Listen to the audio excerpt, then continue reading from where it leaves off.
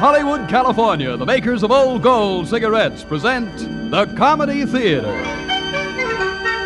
The only radio program that brings you every week the greatest stars in the greatest comedies.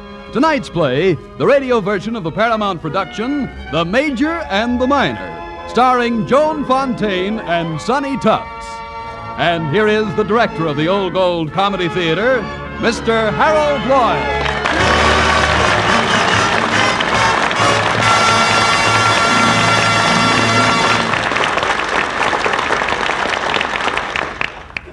Good evening, ladies and gentlemen.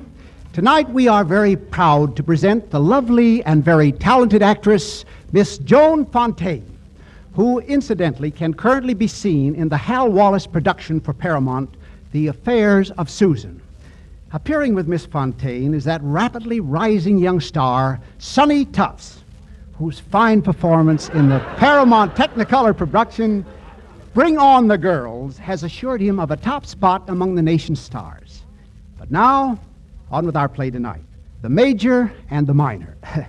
According to Webster, a wolf is a dog-like animal of the genus Canis.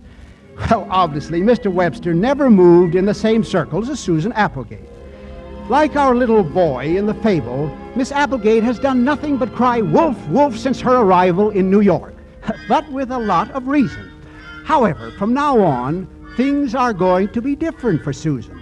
Just this morning, she was hired by the Resplenda Hair Conditioning Institute, an organization that boasts a selected and gentlemanly clientele, as you are about to discover. Hello, I'm Mr. Osborne. Come in. Yeah, what's your name, pretty maiden? Applegate. Just Applegate? Nothing in front of it? Miss. Why, that's positively terrific. I always say, give me any girl with a sense of humor. Is that what you always say? No, sometimes I just say, give me any girl. I can see you're very broad-minded. Wonderful, wonderful. You know, Miss Applegate, I've got a feeling that this marks the start of a beautiful friendship. Yes, sirree. We've got to drink to that. What'll it be? Bourbon and ginger ale? Mr. Osborne, aren't you forgetting something? Ice cubes? No, your scalp massage. Now, Miss Applegate, mustn't be impatient. First, we'll have a little drinky-poo, then we'll have a little bitey-poo. Mr. Osborne, you're going to have a little egg shampoo. Poo. I am not. What do you bet? Anything you want to bet. And I won't lose either. Miss Applegate, if you put that egg on my head, I shall have to report you for this. You know what that means. Yes, I know what that means. I'm going back to Stevenson, Iowa.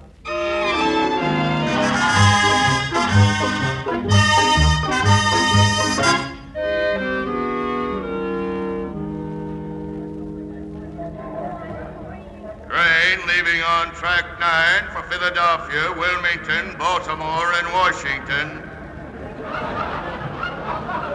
One day, Coach. Stevenson, Iowa, on the 5:25. Here you are, miss. Thank you, and here you are. $27.50 on the nose. $32.50. They boosted the price, lady, last February. That's a fine thing for a great big railroad to do. Get you to come here for $27.50, and as soon as your back is turned, they raise the ante. Well, I guess I'm the world's prize idiot. Look, lady, I don't know you well enough to debate that point. Next. One ticket for Indianapolis, please. What about the child? He takes half fare. How old are you, Sonny? And Junior, tell the nice man how old you are. What do you think I am, a stool pigeon? He's 11. Oh, excuse me, Mr. What's the half fare to Stevenson, Iowa? Are you here again? Yeah. The fare, half, $16.25. Why? Nothing. Oh, madam. Yes? Where's the nearest store that sells children's dresses?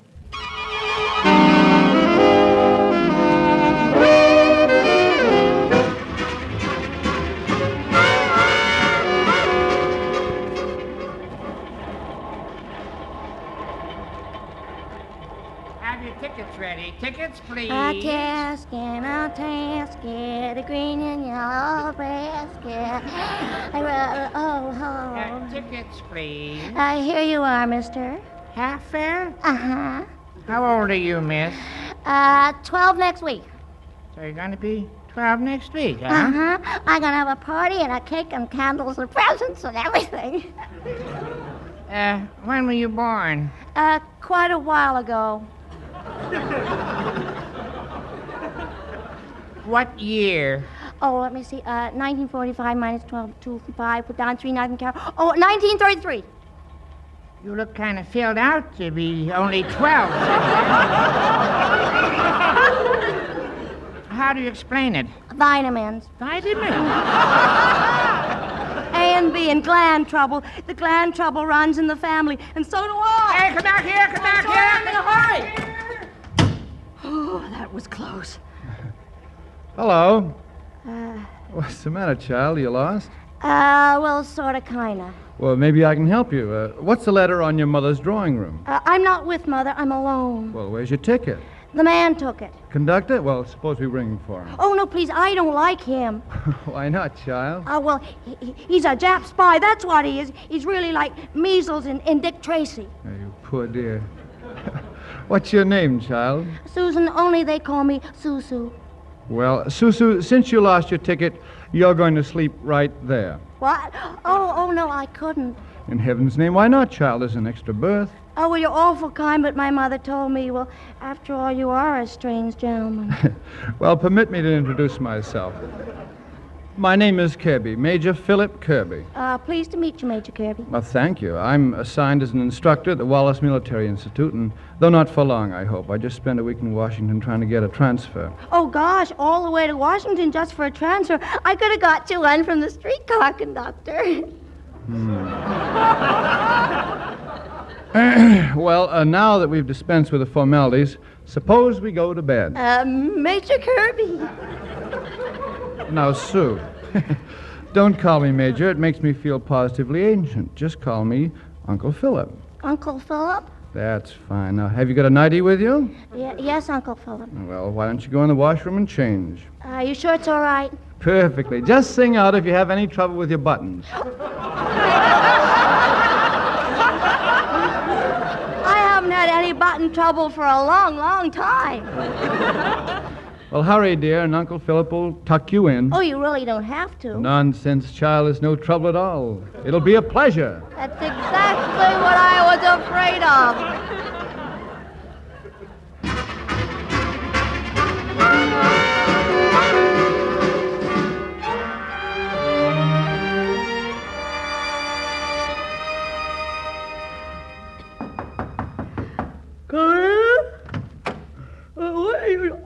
Good morning, Uncle Philip. Did you sleep well? Uh-huh. Why is the train stopped? Well, we're at my station. We just stopped here for 20 minutes, and I just want to say goodbye. Oh. Uncle Philip. Yes? There's something I must tell you, something I want to explain. What's that? Well, maybe I better get dressed first. You know, Susu, you're a very peculiar girl. Oh, you don't know the half of it. Will you excuse me a minute? Certainly. Where's that lipstick? A casket, green and yellow. Philip, darling, guess who's... Oh, I beg your pardon. That's quite all right. I must be in the wrong drawing room. Or am I? I wouldn't know. That's Philip's grip. I'd recognize it anywhere. I gave it to him for our engagement. And he has the nerve. The conductor isn't supposed to know. And neither am I suppose. Why, Pamela, darling. How dare you? And after I drove 37 miles over horrible roads to find out how my poor, lonely fiancé occupied himself on his trip home. What are you talking about? That woman in your drawing room, Philip. Pamela. Of all the cheap, revolting tricks. Well, we'll see what Daddy has to say about this. Pamela, come back here. Pamela. Is anything wrong, Uncle Philip? Brother. Everything, Susu. Listen, child, I've got to ask you for a terrific favor. Yeah? Will you come home with me? What? You see, that lady's father's the head man at the Wallace Military Institute, and after Pamela talks to him, he's bound to think that you and I... oh, you wouldn't understand, Susu, but it's awfully important. Will you do it for me, please? I'd love to. because you're so sweet and so kind. You dear child. Look, Susan, about your mother. You don't have to worry. I'll send her a wire. Oh, you don't have to. Of course I do. She'll be frantic. Now, how's this? Met your daughter on the train and looked after her all last night. Stop. Stop. I'm sure you will understand my reluctance to part with her. Stop. Stop. So I'm taking her home with me. Stop. Stop. As you can see, there's absolutely nothing to worry about. Signed, Major Kirby. There. I imagine that'll be a very pleasant surprise to your mother. Certainly will be, Major. It certainly will.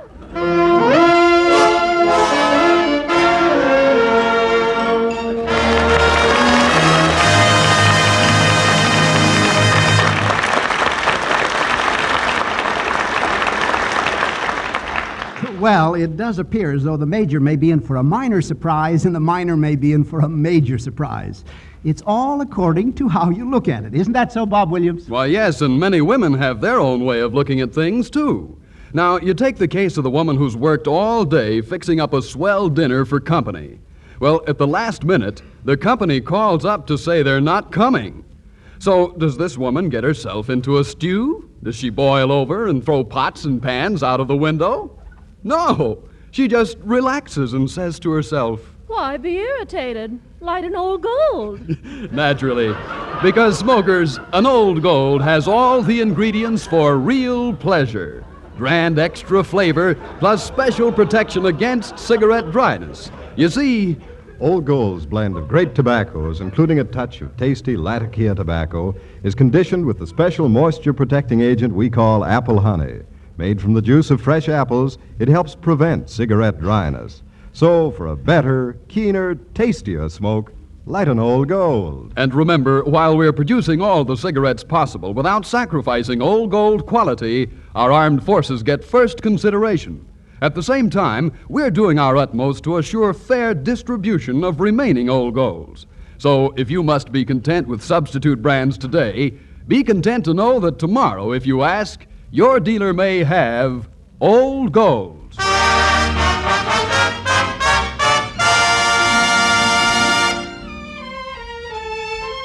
And now back to Harold Lloyd in the second act of tonight's Old Gold Comedy Theater presentation, The Major and the Minor, starring Joan Fontaine and Sonny Tufts.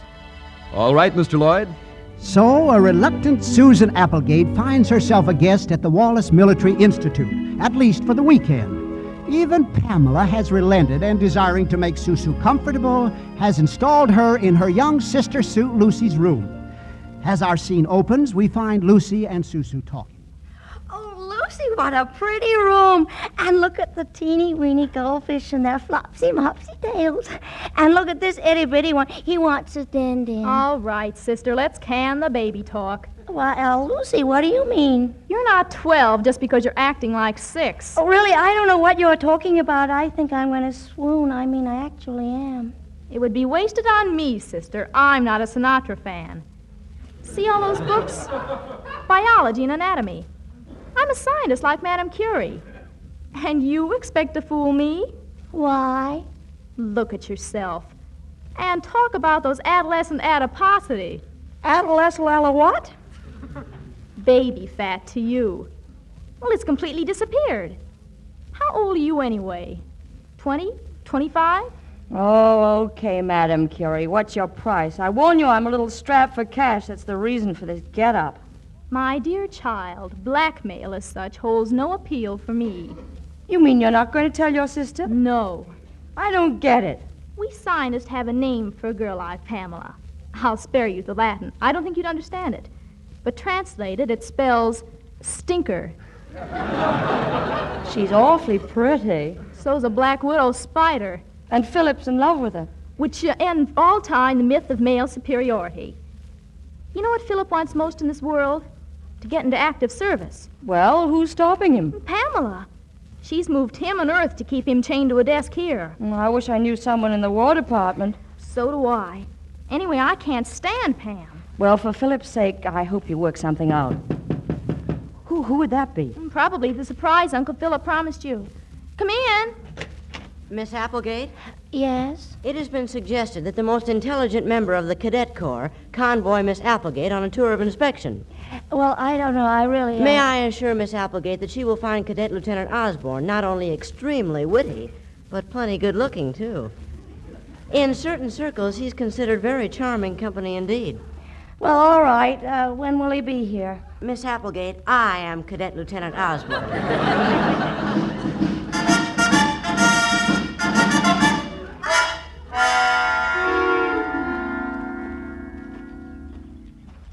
And over to your right, Susu, is the statue of General Ezekiel Wallace, founder of the Institute. A great man and a great soldier. Tired? A little. Then, why don't we sit down? An excellent idea. You know, Susu, had General Wallace been alive, he would have been in Berlin by this time. Really, Lieutenant? Of course, I have my own theory about the German debacle. Now, allow me to illustrate. Now, let's assume your lips represent the heart of the city. Now, the right flank of our army is represented by my right hand. An encircling movement develops. Hey! At the same time, the British second is crouched ready to spring. And before you know it, they take Berlin. Why, you little devil!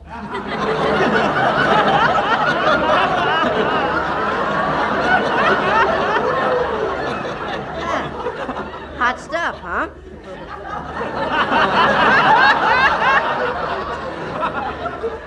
Cadet Osborne. What? Oh, Uncle Philip. Major Kirby. You may consider yourself relieved of this detail and report to your barracks. Oh, very good, sir. Hello, Uncle Philip. Hello, Susu. Enjoying yourself? Uh-huh. We were playing games. So, so I noticed. Susu, maybe we ought to have a heart-to-heart talk. You see, you're a very pretty little girl. Am I? Of course you are. You've got...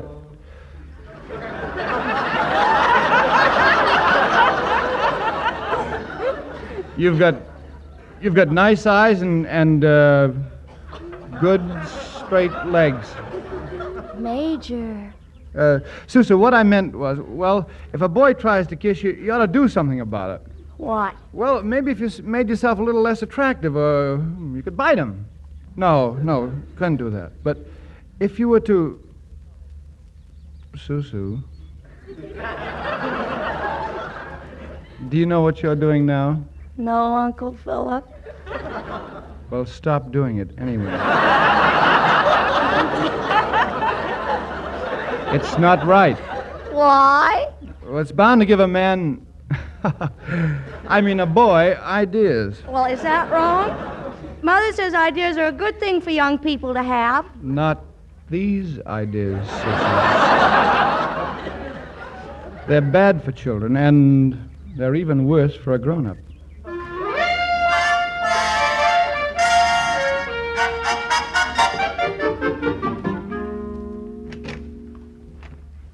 Hello, Lucy. Hello. That's the darndest uncle I ever saw.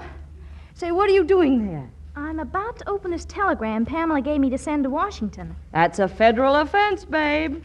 Too late now. Well, I guess little Lucy knows the score, all right. Who's ahead? Pamela. This wire is for Cornelia McWhirter. Her husband happens to be a brigadier general. He's the one Philip went to see about being transferred to active duty. Well, not that I care, but what does it say? Well, she wants Cornelia to tell her husband that Philip has an old football injury, which would make him a liability anywhere but here at the Institute. What tactics do you recommend, Professor? The Russians did all right with their scorched earth policy. That's good enough for me.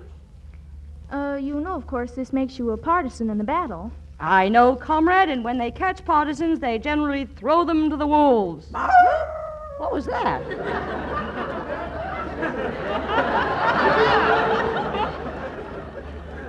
That was your escort. My escort? Well, didn't Philip tell you? No. Well, Saturday night is the night of the weekly school dance. They'll probably make you the belle of the ball. You mean behind the 8-ball?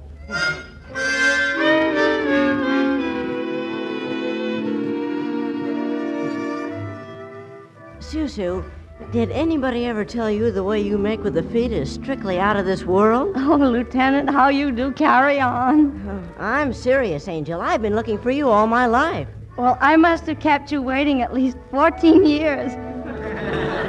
You know what I always say? Give me any girl with a sense of humor. Is that what you always say? No, sometimes I just say, give me any girl. Now, where have I heard that before? Listen, Angel, I've got visiting parent trouble tonight. Pop wants to meet you. Hey, Pop, come on over here and look what Junior found. Well. Hello, my dear. Hello. Oh, hello. You know, it's a funny thing, but haven't I had the pleasure before? No, I don't think you have had the pleasure. Well, I could almost swear that. Listen, Pop, I saw her first. Your face is so familiar. Well... Oh, there you are, Susu. I was looking for... Oh, Uncle Philip, this is our dance, isn't it? Uh-huh. Will you excuse me, please? Now, where did I meet that child? You know, Susu, I was afraid you'd ditch me for a younger man. Oh, I'd never do that. I like dancing with you. You are a peculiar child. I swear, Susu, if you were only 5 years older... Uncle Philip, this is my last night here, and there's so many things. Do you suppose that after the dance, I could have a few minutes alone with you? Secrets, Susu? Please, Uncle Philip? All right.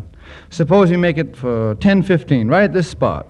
You won't forget. Cross my heart. Excuse me, Major Kirby. This telegram just came for you. Thank you. Susu, if this is what I think it is, here, you open it. Bring me luck. Well? This is to notify you that your request for active duty is hereby granted. You are to report... Susu, do you know what that means? Oh, I'm very glad for you, Uncle Philip. Wait till Pamela hears this. She did it. She did? Yeah, she sent a wire to the general's wife. Pamela, it's come through. What on earth are you talking about? My transfer, it's here. Transfer? But that's impossible. Oh, how nice. But aren't you forgetting something, Philip? There was the little matter of our wedding. Well, we can get a license in the morning and be married tomorrow. And maybe Susu can be the flower girl. No thanks. I don't understand you, Pamela. Didn't you want me to get this transfer? You sent the wire to General McWhirter. So I did, but I was obviously sabotaged. Susu, would you have any idea who's responsible?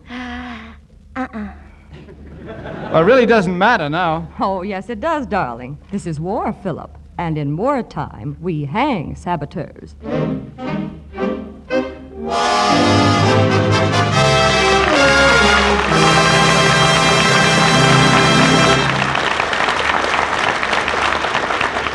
Now, here's Bob Williams with an important announcement of special interest to all smokers. As we've done before, due to wartime restriction, the cellophane wrapper on Old Gold packages will be removed for the warm months ahead.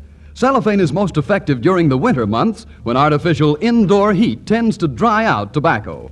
But during this summer, and for the first time since the beginning of the war, Old Golds will again have the special protection of aluminum foil, which was released in limited quantity for packaging. So, Old Gold's unique blend of many tobaccos, including its touch of rare imported Latakia tobacco, will still be doubly protected.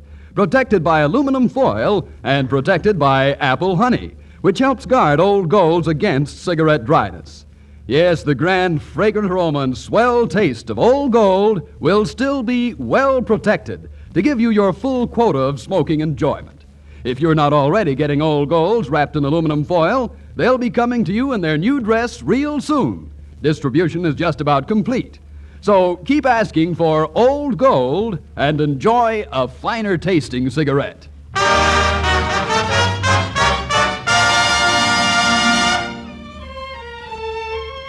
And now back to Harold Lloyd and the third act of tonight's Old Gold Comedy Theater presentation, The Major and the Minor, starring Joan Fontaine and Sonny Tufts. All right, Mr. Lloyd? So it's an open declaration of war between Pamela Hill and Susan Applegate, and the battle is about to be joined. At H hour, 10:15, Susan is ready to go over the top. She stands at the door to the armory where Major Kirby is waiting for her. Her plan of attack is to reveal herself in her true colors, and very pretty colors they are at that. Major Kirby! Major Kirby! Hello, Miss Applegate. Oh, Oh. I thought it wise to postpone your appointment with Major Kirby. I told him the excitement of the bell was just too much for little Susu. She had quite a tummy ache. Oh, I see. I wouldn't go yet. Maybe we can have a little chat. I had a very informative one before with Mr. Osborne. So, naturally, it comes as no surprise to me that the little caterpillar turns into a beautiful butterfly at 10:15. All right, let's drop the cat and mouse stuff, Miss Hill. I make a very bad mouse. All right, Miss Applegate. What do you think will happen to Major Kirby's career when they find out about that night on the train and his bringing you here to associate with 300 innocent children? Oh, you know he hadn't the faintest idea. All right.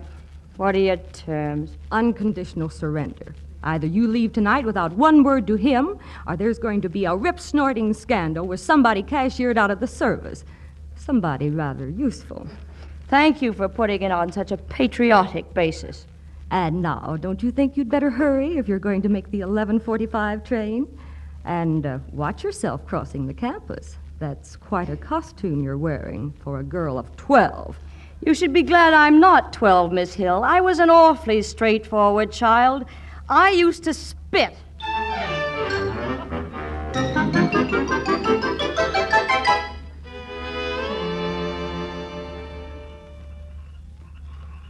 What's the matter, lady? You look worried. I am. I was wondering whether I could have missed the 11:45. No, she'll be along any second now. Thank you.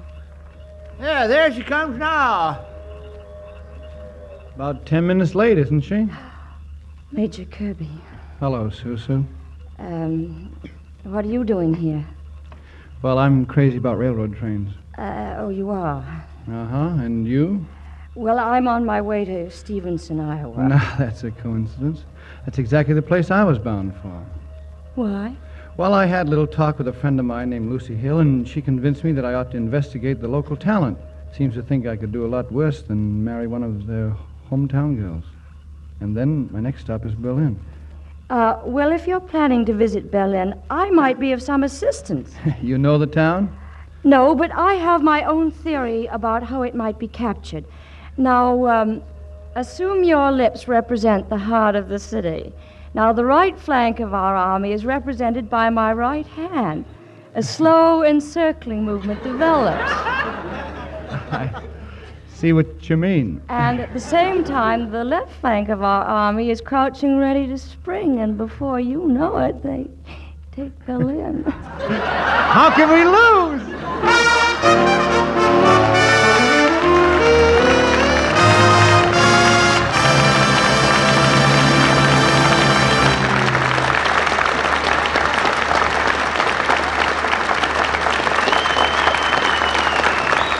Well, so ends the story of the Major and the Minor. And to Joan Fontaine and Sonny Tufts, our thanks for a most entertaining half hour. Next Sunday night, we are very happy to welcome Mr. Edward G. Robinson in a radio version of the Warner Brothers picture, A Slight Case of Murder. Good night, folks. Until next Sunday. See you then.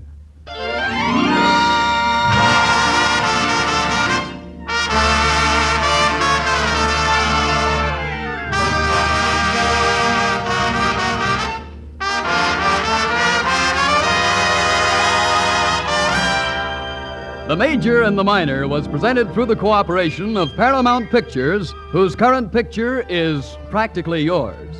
Joan Fontaine appeared through the courtesy of David O. Selznick. And now, until next Sunday evening, don't let little annoyances get you down. Why be irritated? Light an Old Gold. Its tobaccos are conditioned with apple honey to help guard against cigarette dryness and to give you more smoking pleasure. This is Bob Williams saying good night for Old Gold.